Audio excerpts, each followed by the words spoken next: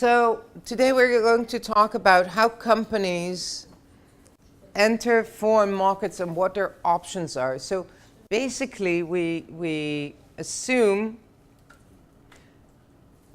the basic assumption here is that companies usually start out as local companies in a local market, and then at a certain point in time, companies have basically two options to grow.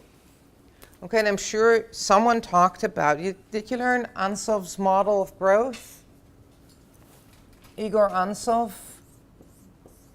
No. It's a very basic model which says the following: companies that want to grow. Okay, it is about growth.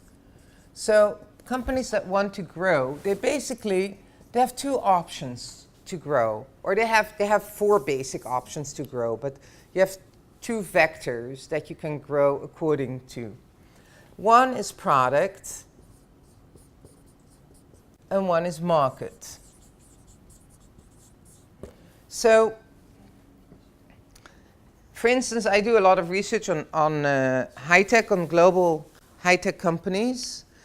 Global high-tech companies usually start out with one product, one application of a certain technology, and then if they want to grow over time, what they do, they usually add to their product portfolio. They can do that in different ways. They can either develop them themselves or they can acquire other companies, but basically they will grow according to the product vector. So if we say growth in product, so we have existing or new. Okay, we can either, these are the two options. Either we have an existing product line and we try to grow within that existing product line, or we add new products. And the same goes for markets.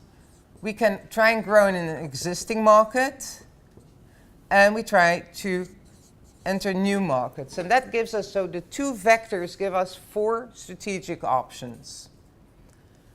One option will be to grow by using your product line, your existing product line, in an existing market. What kind of growth is it? How do you grow with an existing product in an existing market? You upgrade it. If you upgrade it, you already are moving into more newer. But okay, let's say upgrade. But let's not talk about high-tech. Let's talk about more mature products. We market it well, like new marketing, new advertising. Okay, so that would be a technique. But basically, what would be your goal? When you want to grow with an existing product in an existing market, your growth emphasis would be on what? What would you try to enlarge? Your sales and your market share. Okay.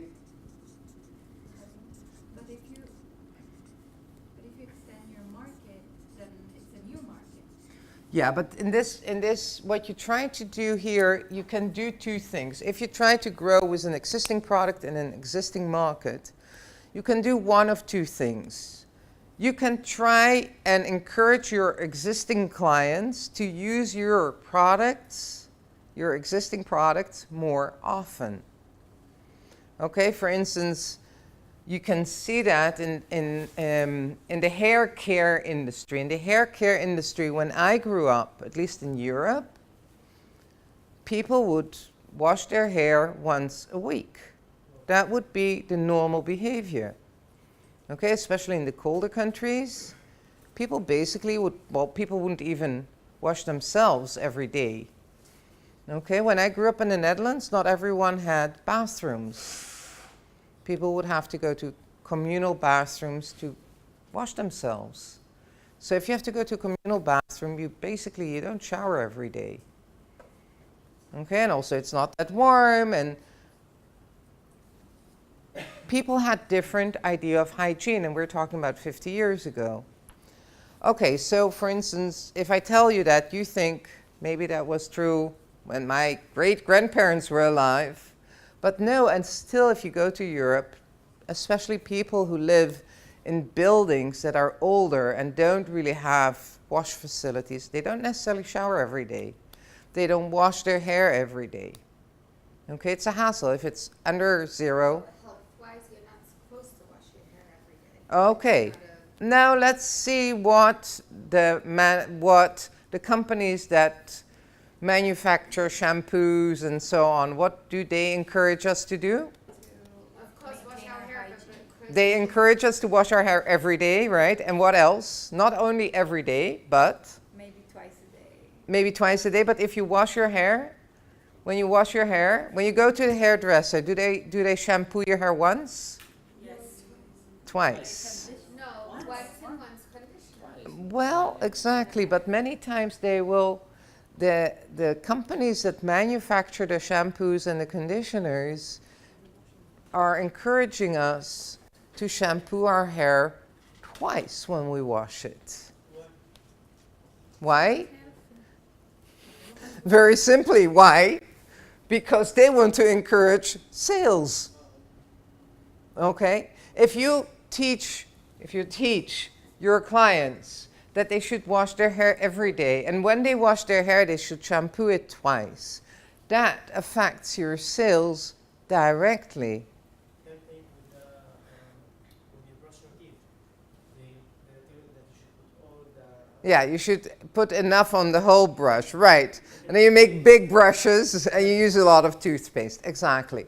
So these are examples of how to enlarge sales of an existing product in an existing market. This, by trying to change customer behavior, we can enlarge sometimes the sales of existing products in existing markets. Another way to go about it is by enlarging your market share. Now, how can you enlarge market share? One, by convincing your consumers that your product is better than product of competitors. And the other way to go about it is by actually acquiring competitors. Okay, so these are ways of growing with an existing product in an existing market. But that is just one option of growth. It has advantages, but it also has disadvantages. What do you think are advantages of growing with an existing product in an existing market? We know the customers. You know your customers. You know the products. They know your products. So relatively low uncertainty. What is the downside of putting all your efforts in existing products in existing markets? It's not innovative, right? And so if something changes, then you're stuck with a market that doesn't behave like you would like it to behave, or you're stuck with products that are not anymore current to the market because consumers change their behavior or technology's changed. And so that's the downside. So in short term, you have lower uncertainty, but in long term, you're very dependent upon one product and one market. And you have a limited market. Well, it depends how big it is. Sometimes the market is huge, and then maybe it's not that limited, in theory at least. Okay, so what are the other options of growth? Another option is to actually extend your product line. And so if we already talked about shampoo, then you don't only sell shampoo, but you also sell, for instance, hair coloring products, or you might even go further and sell, for instance, start selling perfumes or other types of cosmetics or personal care products. So by extending your product line, okay, product line extension,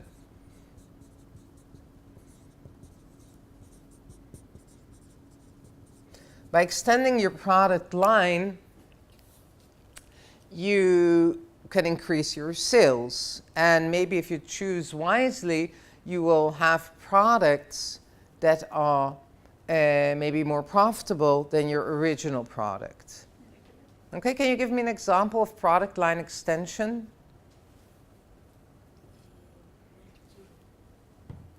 Sorry? Can you give me an example of product line extension? Phones. Sorry? Phones. Phones? Okay, can you... We keep on extending, like making new phones. Okay, they keep on making new phones. The same product, just The same product, but it's a newer product, so it gives you more or a phone functions company or that starts off as a phone company and then starts phone accessories. or accessories to the phone. Okay. So that would be one option. And if we stay with the phone industry, what else would be a product extension? Okay, cameras. So you were still in the hardware, but think software, think service. So you're talking about the physical products, but try to think also about services and so on. Sorry? Once people use cell phones only to talk. Right. People use phones not only to talk. Phones to reply emails and Right. To surf online. Okay, so we use phones now also for data, all kinds of data. Basically, the phone has become a portable computer. Okay, so basically we do a lot on our phones.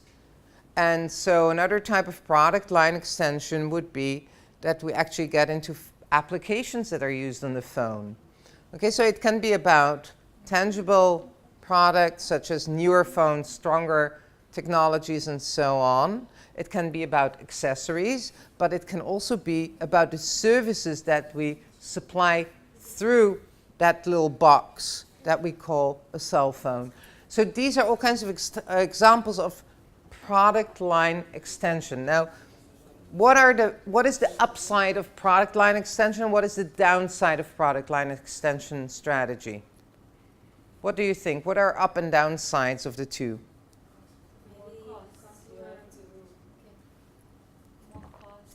More cost. It costs more money to create the product. Do I necessarily have to create the product myself? No, but How can I add to my product line? If not by R&D and sorry? outsourcing or maybe corporation Outsourcing, cooperation, or joint venture. joint ventures, or acquisition. I can also acquire a company that creates, for instance, applications for the cell phone. I buy it. I buy the whole company. Okay, and so if I buy a whole company, I buy its product line and so on and so forth. So what is the upside? The upside is basically that I know my market. I have already the customers. The customers know me. And I add more products to my existing customer base. So in terms of, for instance, marketing costs, the marketing costs will not be that high because I already have the customers already know my brand, they already know my products, and I basically push more products towards my existing customer base. And in terms of cost, of marketing costs aren't that high as compared to marketing costs for other strategies. Okay, so that would be another option. The downside, again, is that I remain with my customer base, my existing customer base. And so if something happens to that existing customer base, then basically I cannot continue existing. Because if my customer base changes, and I'm dependent upon just that one customer base with a whole group of products, then that is the downside. So in terms of risk, in a way, it may be a risky strategy, especially if my customer base is very dynamic and changes its behavior quickly. Okay?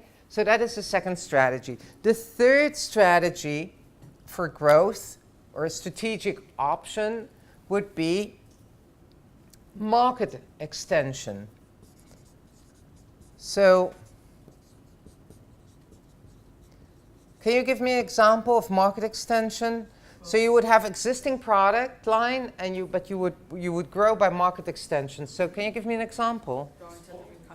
Going to a different country. So far, I only sold my product in Israel. For instance, think Nuva.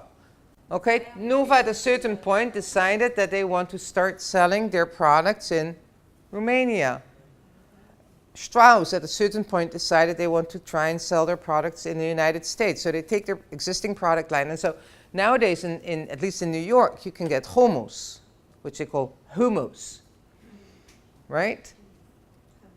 Also in Israel, they do it, they make larger, no, I think they make larger boxes for the religious. Right, so that would be another type of, so one type of market extension would be going to different geographical markets, going to different countries. Another option would be going to different market segments. So you could say, okay, so far we have always focused on the secular Israeli market, the Jewish secular Israeli market. Let's try and maybe repackage for other ethnic groups that live in Israel. So that would also be a type of market extension, going to Jewish religious population, or going to Muslim population in Israel. Also count when they write, the Coke bottles, every Ramadan and all that stuff. Right. It's called, it counts as an existing product for a new market, or? Existing product for a new market. If you relabel, rephrase, resize your packaging, but basically you have the same product, but you focus on different market segments. So it can be in the same country and it can be in different countries. But that's basically the idea of market extension. The thing with market extension is that it needs more marketing effort, because you have to establish yourself as a new entrant in a new market. And so usually in terms of marketing costs will be quite high. And of course it's also quite uncertain, because it's much more difficult to acquire new customers in a new segment than to enlarge, for instance, a product line in an existing segment, because there you already have brand recognition and so on. Okay, and then you have the fourth strategic option, which is new, which is basically called diversification.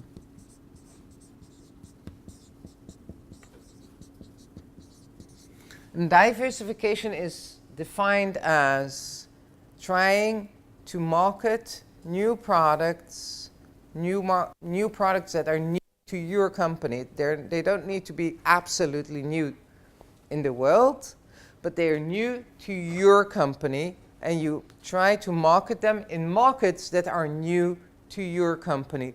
So in a way, this is a type of, how would you call this? Not only diversification, but this is a type of what? New products and new markets for you. How would you call that? That is basically entrepreneurial. That is the most entrepreneurial strategy. Because even if you have a company, you're going to go for new products and new markets. So that is like starting all over again. That is like doing something you have never done before. Entrepreneurial behavior. Okay? Which just goes to show that entrepreneurial behavior is not only something that exists in startups, but it actually exists also in existing companies. Also, existing companies will show entrepreneurial behavior by adding new products to their product line and entering new markets. So when we talk about market penetration, or when we talk about entering foreign markets, basically the strategy that we're talking about in Ansof's terms is this one. Okay, this is a strategy that we're focusing on when we talk about entering foreign markets. Okay, so did anyone talk to you about Ansoff? Our first semester. Your first semester, so here you go. So that was a short reminder of Ansoff's theory. And the thing is that the theory or the model is very old, very old. It's quite old theory. It was, I think, developed in the 60s or something. So it's like 50 or 60 years old, but it still is I find it still a very good way of going back to basic, when you have to make decisions about your company, where do you want to take your company? How do you want to grow? The model still is very relevant for decision making, for trying to look at different options and where do I want to go? Which option works better for me? The option that works better for you, for your company, or for you personally will be dependent upon two variables. One will be, what about institutions in the market that we want to go to? Okay, how attractive is that market in terms of institutions, in terms of what we talked about during the semester? So that would be barriers to trade and differences in cultures and norms and values, and it would be regulatory risks and monetary risks and so on. So on one hand, to make the decision, you will look at how attractive that new market, that foreign country is to you. And on the other hand, you'll have to ask yourself, okay, what do I bring to the table? What kind of resources does my company have? What kind of capabilities does my company have? Do I have the capability to market a product in a new and foreign market? Do I know how to do that? Do I know how to do that myself? Or maybe I have network connections and I can establish what you said before, some sort of cooperation, international strategic venture, international joint venture. Maybe I can establish something with local companies in order to get to know the market better and market in that market. But basically, this is the second question you have to ask yourselves. What do I bring to the table? Do I have the necessary resources and capabilities to do that? And if so, then we can ask ourselves the three classic questions, which is where to enter, where do I want to enter, which market I want to choose, because that is basically one of the questions we'll ask ourselves. Do we go to the US? Do we go to Germany? Do we go to Japan? Which market do we choose? Where do we want to go? Then the second question will be, when do we want to do it? And how do we want to do it? So these are the three questions that we will have to answer as managers or as entrepreneurs when we want to go to foreign markets. So, okay, so as said, we have to understand the location conditions, we have to understand industry conditions, and we have to understand ourselves and understand where our resources and capabilities are. And then the question is, of course, one of the questions we'll ask ourselves is liability of foreigners. And I think we talked about liability of foreigners either this semester or last semester. So what do you remember? What is liability of foreigners? It's what you pay for being a foreigner, meaning in a taxi in Israel they'll charge more because you're a foreigner. And so Right, right. So it's very much about how much it costs you to be a foreigner. And it's one thing, it's about taxis, but it's also about all kinds of other things. If we don't know how a system works, or we don't know the layout of a city, we don't know how to get from A to B. We don't know necessarily how to do business, to whom to talk. We don't necessarily know which institutions are involved in doing business in that foreign country. So we have to learn about how to do business in that country. And of course, process of learning costs money. So do we think we can make enough profit in that foreign country to cover the costs that we will have in order to go through the learning process? Okay, will we earn enough money to make to cover those costs, and is that relevant for our business? So companies basically need strong competitive advantages in order to succeed in foreign markets, and they have to understand the institutional conditions. We talked about the VRIN or the VRIO, right? We talked about resource-based theory. You remember? No? Okay. So basically what we say about resources, basically what we say is the resource-based theory is based on the following premises. We have a broad base of resources. As a company, also, by the way, as persons, as people, we have all kinds of resources.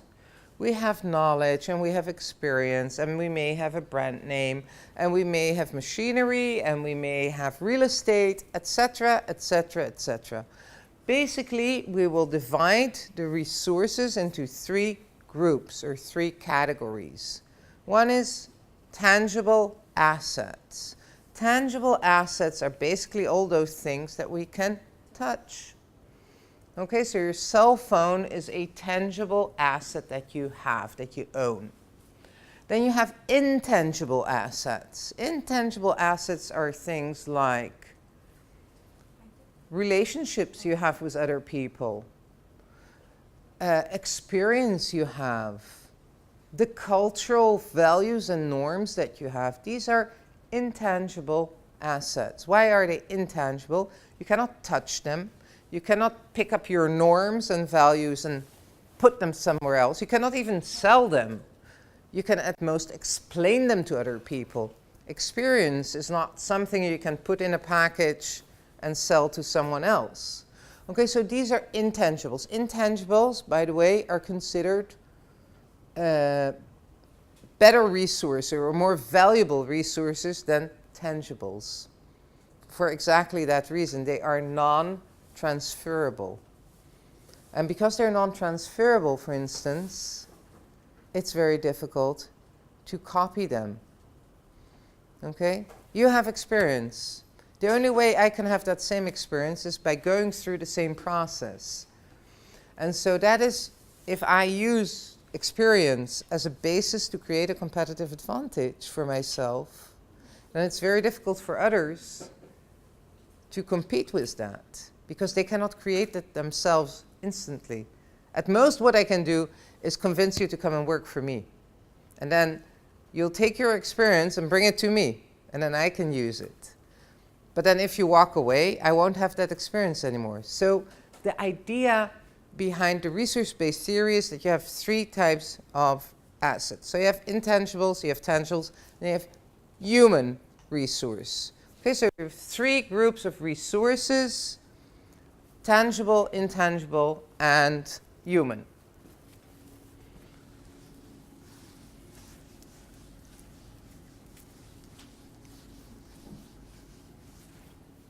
Okay, resource-based theory.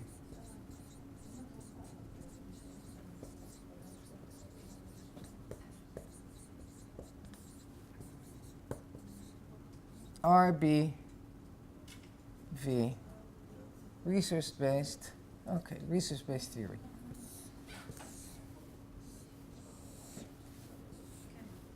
So we have resources.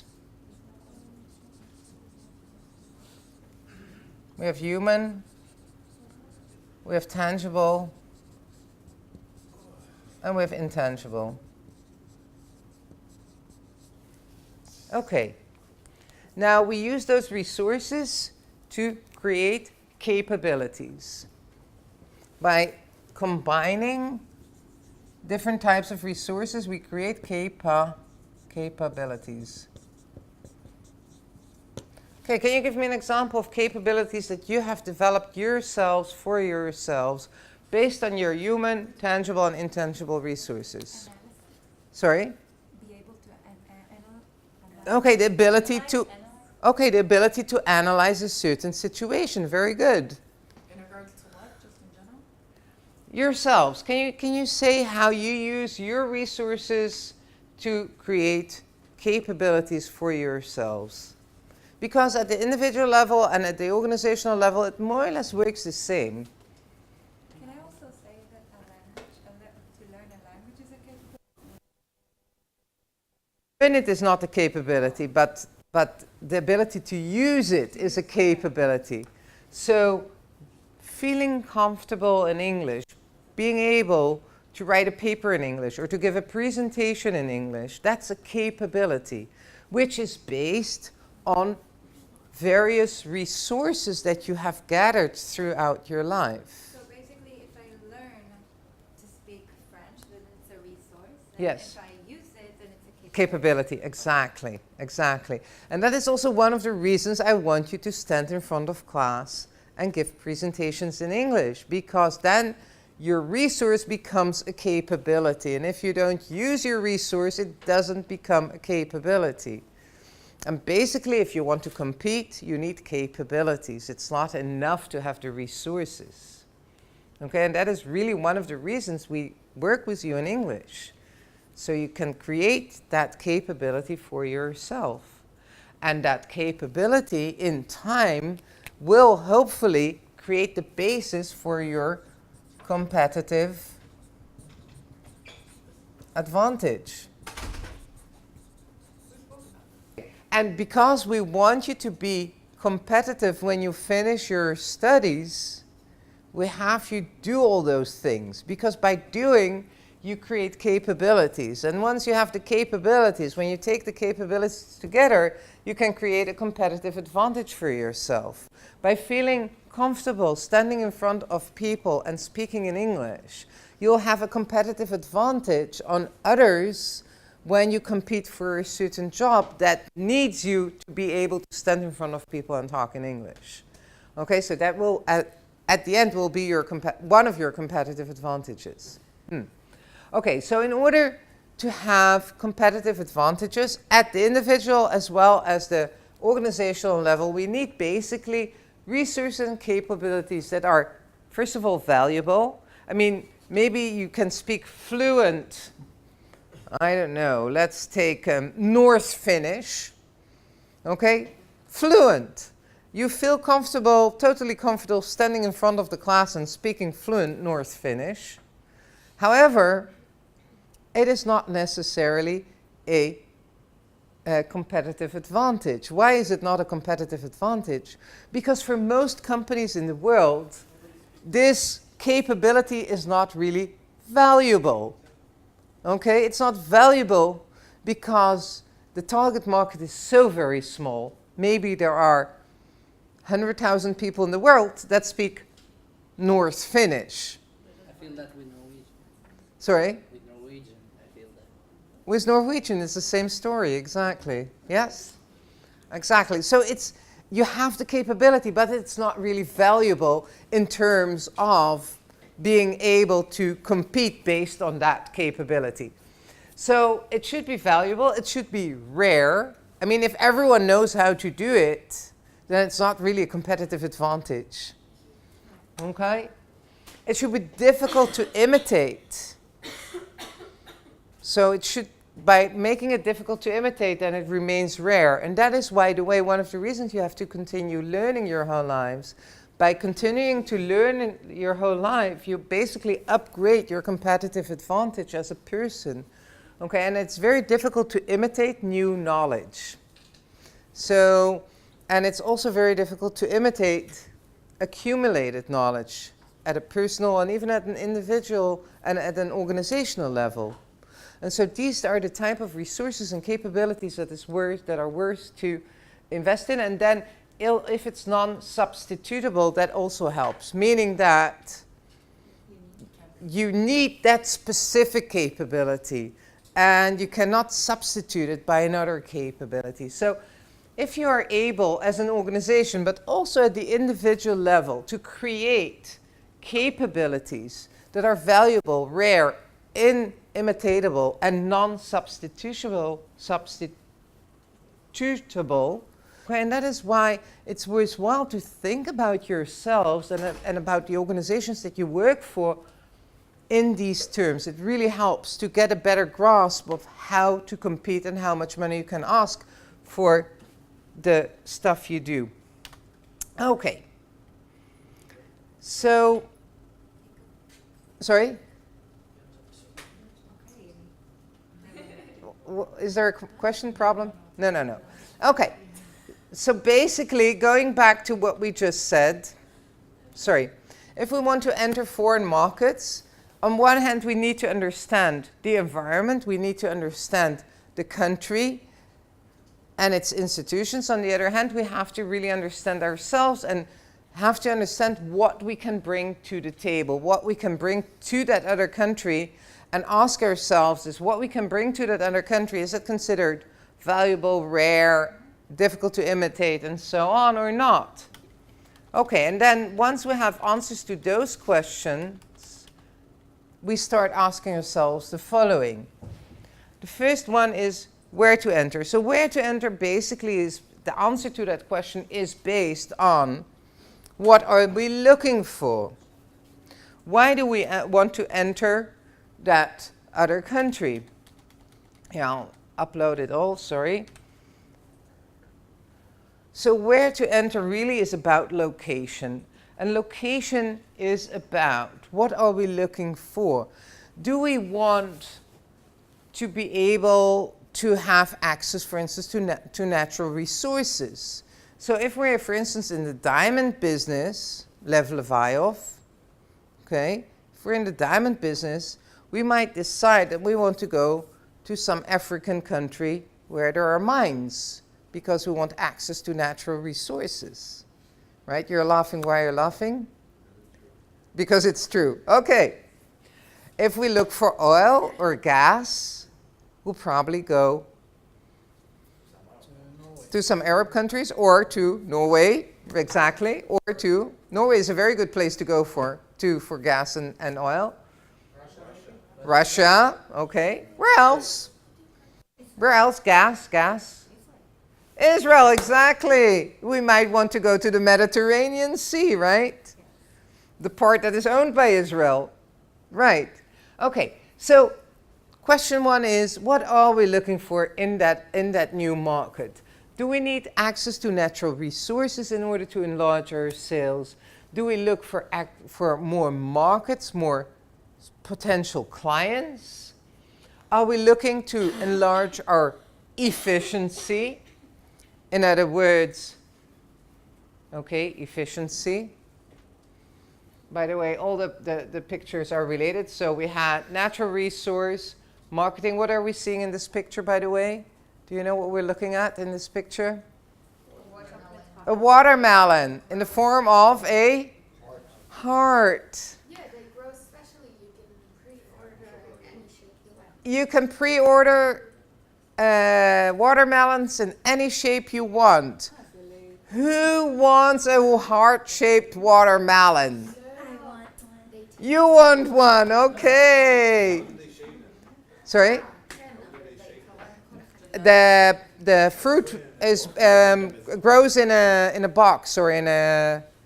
When they're really small, they put them in a box so they'll grow in that shape. Here you go. Here we have our agricultural specialist. That's what I do in my life. That's what you do in your life. You grow watermelons in boxes. I did it a few weeks ago. Right. So that's how it works. They grow the watermelon in a box that is shaped in a certain way. Who would want such a product? Do you know? Hotels.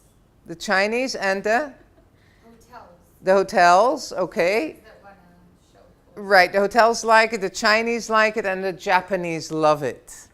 Okay, and they actually fetch very high prices, these products, in certain markets. I don't think it would work in Israel. I'm not sure in Israel people would be willing to pay a premium for a heart-shaped watermelon. No, you wouldn't. Nonsense, right? But you see, there are people in the world who would like that, who do pay a premium for that. So it's finding the right market in this case, okay? If you have heart-shaped watermelons, you have to find that market in the world that is willing to pay for that.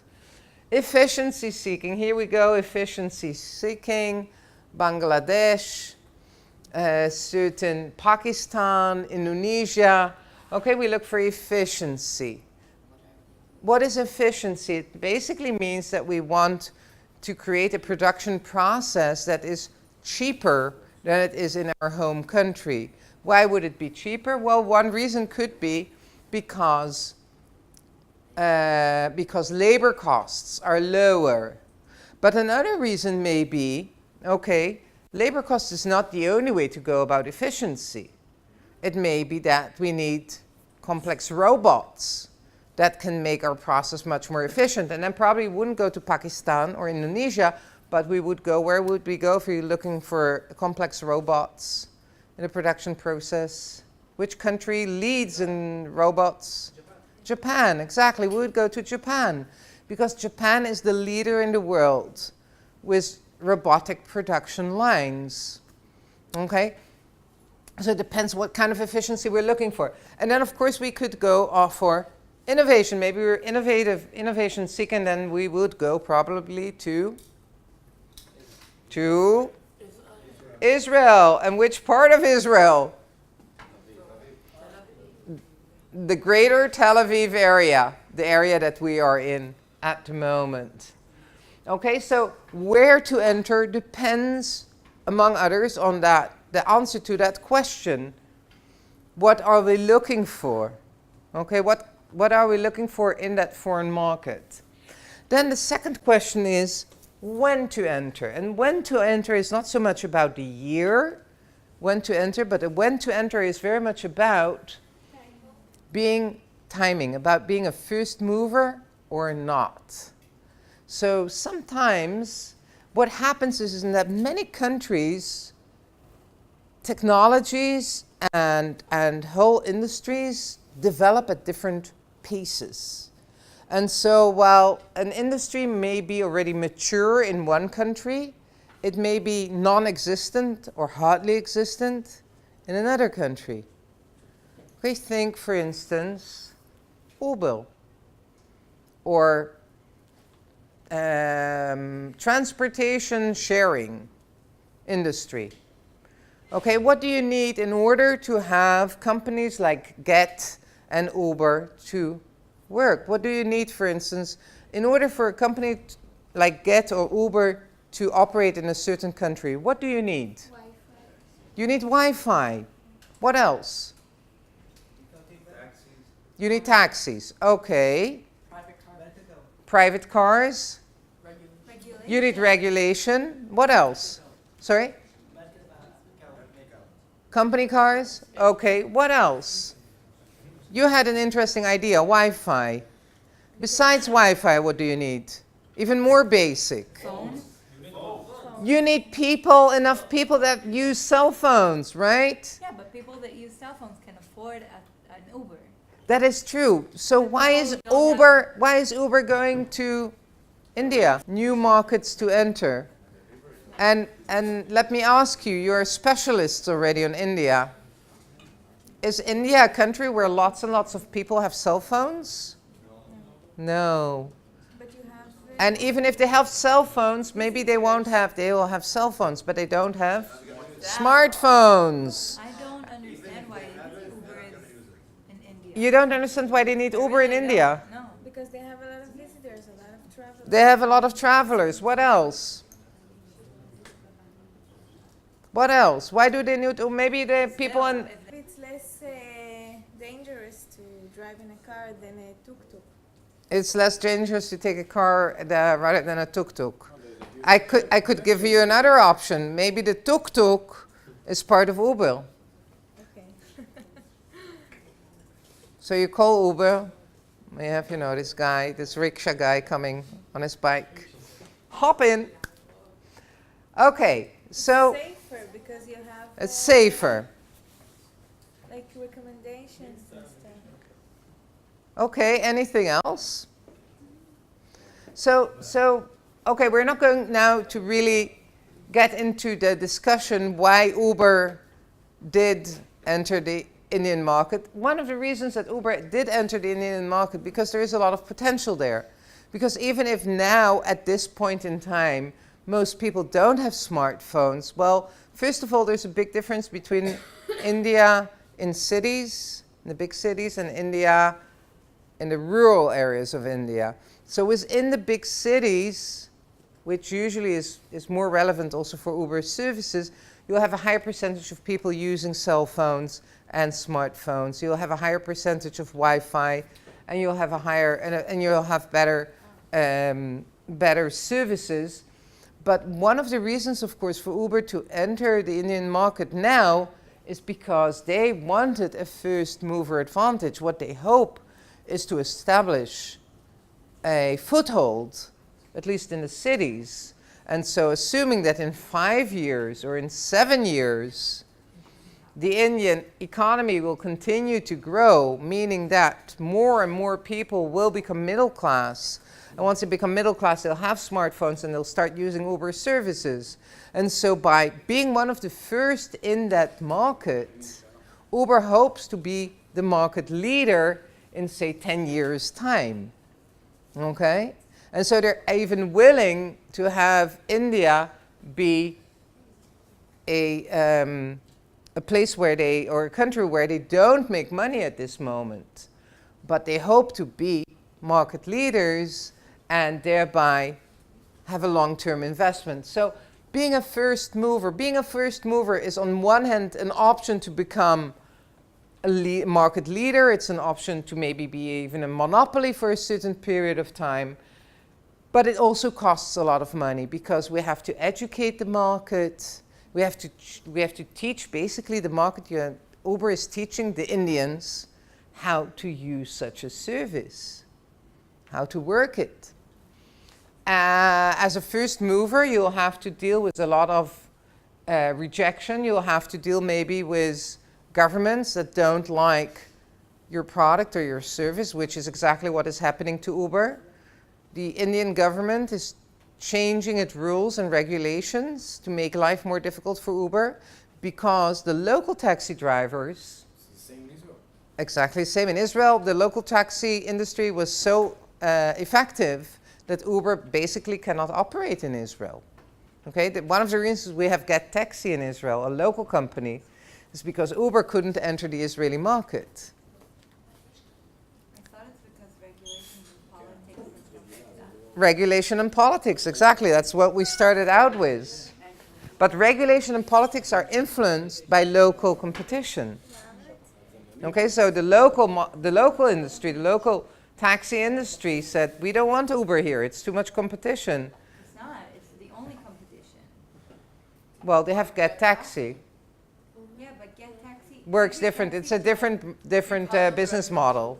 You're right, it's a different business model. But they basically went to government and they said, they lobbied. And they said to the government, okay, we want you to change the law in such a way that Uber cannot compete with us. But it's not fair for the customer. It's not fair for the customer, but then that is always the question. They won't let the prices go down. Yes, so the question is, who does the government take care of? Does the government take care of the citizens? Looks like the local... Or do they take care of the local competition? Who do they take care of? Because the local competition takes high prices. Okay, so in this case, the local competition, the local taxi drivers, we had a strong lobby and were able to convince government to make it hard on Uber to enter the Israeli market. And the same is, by the way, happening in other countries in Europe. And look at Airbnb. With Airbnb, the same process is taking place. Governments are making it more difficult for Airbnb to operate in different countries. Why is that?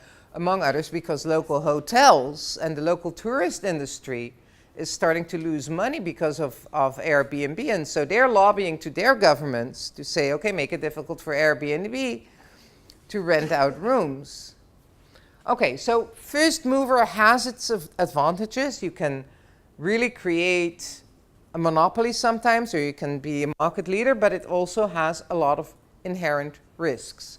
And so in a way, maybe it's better to be a late mover, because as a late mover, you're what is called a hitchhiker. You basically, your success rides on work that other companies have already done for you. Other companies have opened the market. Other companies have educated the market. And then you come in after others have already done that work. So in a way, it's a much cheaper strategy. On the other hand, it also means that you enter a mature market, or a maturer market where you'll have to compete harder. You will not be the only one. So that is the when to enter, and then just the last one, and then we break. No, I want the last one, and then we'll just how to enter. Okay, and so the last question is how to enter. And that is also a question. It's always a dilemma. Do we want to enter small or big? To enter small basically means that we can even send some containers with our product to a foreign market and have some third parties sell our products there. That's small scale. But small scale also means lots and lots of competition. It also means you don't really have control over what happens in that foreign market. So another option would be to enter large. Teva is a good example of a company that enters new markets in a large way. They go and buy big local competitors. They acquire big local competitors. And that's the way they enter foreign markets. Companies like Walmart do that. When they want to enter a new market, they look for a big local chain, and they buy that chain, and then they change the name, and it becomes Walmart, and that is how they enter countries. So there are different ways to enter countries. You can export small scale, you can export big scale, you can create all kinds of joint ventures, strategic alliances, and so on, and you can, of course, go for acquisitions. And again, it very much depends on the amount of resources you have. An amount of resources is not only money. It's not only about having enough money to buy out another company, a local company, but it's also about how much management attention do you have, because these kind of strategies need a lot of management attention. And once management attention is focused on entering a new market, management attention cannot be on other activities. So if you have a lot of stuff going on in your local market and needs a lot of management attention, probably you won't have the slack resources, the extra resources to also go for a major international market strategy. So it's really something that you have to consider. How much slack resources, how much extra resources do you have? How much management time do you have? It's not so much about the money, it's really a lot about management attention, because that is really the most important resource that you need in order to succeed.